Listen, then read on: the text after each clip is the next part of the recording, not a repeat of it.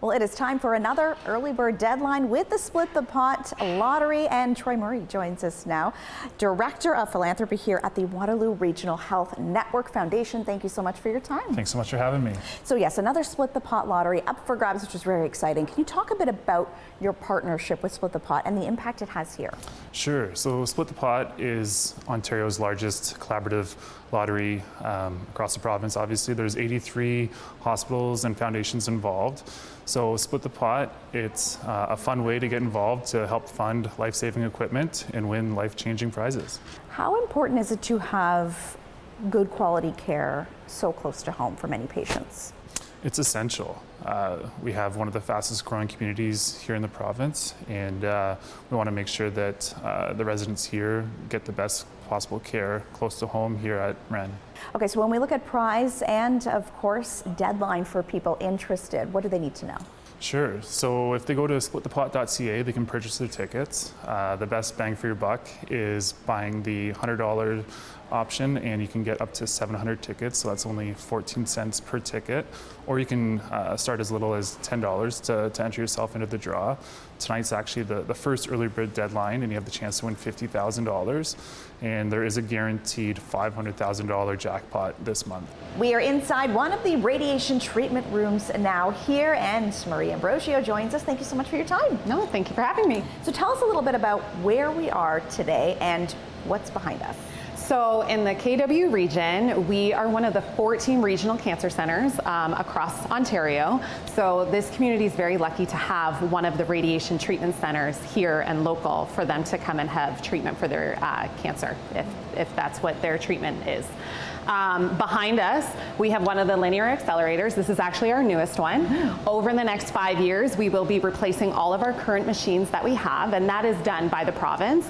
But all of the equipment that we use to treat the patients is funded by often our community. And one piece of equipment that's on the treatment bed right now is one of our breast boards that was funded by the foundation last year, and we were able to get breast boards for all of our treatment machines.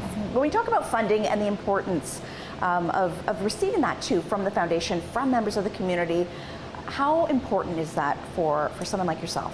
It is so important for our community here to have that type of funding, because it lets us have that leading edge technology and the equipment that goes along with it as an option for people in the KW region, so that they're not traveling to places like London or Toronto in order to get that treatment. Mm-hmm. When we're seeing this funding coming in, what are some other areas when you're seeing it firsthand working here where there is a need and that you would like to see more of?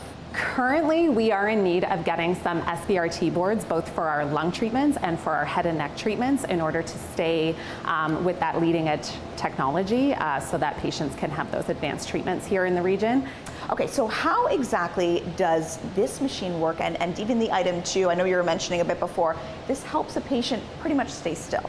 Yes, exactly. So when a patient comes to us for treatment, we start with a CT scan to plan all of their treatments on, and then they come into one of the treatment rooms once that's ready, and they'll be laying down on a treatment table just like this. So this is one specific setup we have. The equipment that we have on the table here is going to help the patient be comfortable and to stay still for their treatment. So having this type of equipment is very important for those reasons.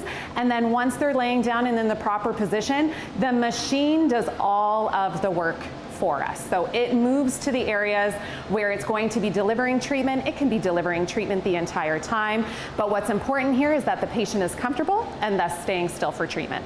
Okay, we are here with Sarah Kahn now at the Cancer Center. Thank you so much for your time. Appreciate it. Yeah, no problem. So when we talk about funding and really money needed to go into the Cancer Center here, what are some major highlights for you? Well, the Cancer Center here helps support patients for the whole region. So we're growing at a really, really rapid rate. So if you look at just last year, we had over 13,000 patients come through the Cancer Center. It's about 167,000 visits, and we're growing at a rate of about 6 to 8% per year of new patients and new treatments coming. So we have a lot of just general needs, whether it's equipment or we have programs that help support patients trying to get to treatment, whether it is accommodations, travel, even things like nutrition, things like that that patients need. When you're seeing faces coming through the Cancer Centre as well, in and out of the doors there, what's that like for you, and to really see where funding goes directly and how it's actually impacting patients?